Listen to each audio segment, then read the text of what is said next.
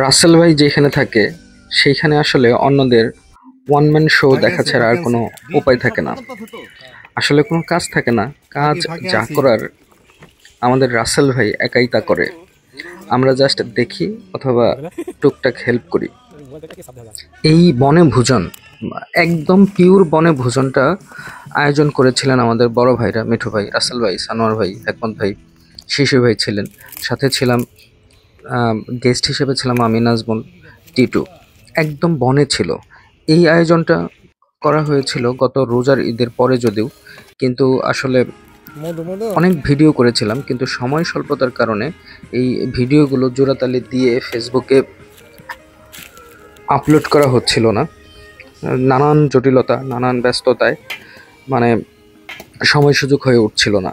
ফেসবুকে আপলোড করার নানাবিধ কারণ থাকতে পারে, স্মৃতিগুলো ধরে রাখা, পরবর্তীতে আমরা তো মূলত স্মৃতিই জমাই। স্মৃতি ছাড়া আমাদের আর কী বা থাকে পরবর্তীতে, বা যখন বয়স হয়ে যাবে তখন রোমন্থন করার জন্য।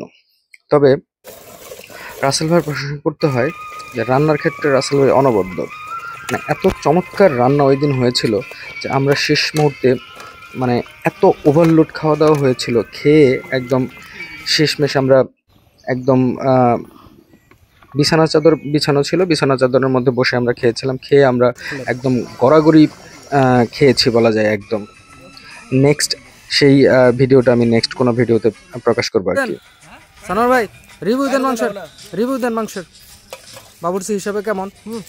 হ্যাঁ, গরম গরম টেস্ট হইছে ভালো, টেস্ট ভালো হইছে, একটু গরম বেশি। গুড গুড গুড না? চলবো তাতে? হ্যাঁ, জব সুইচ করার পারমিশন দেন তাহলে। গুড।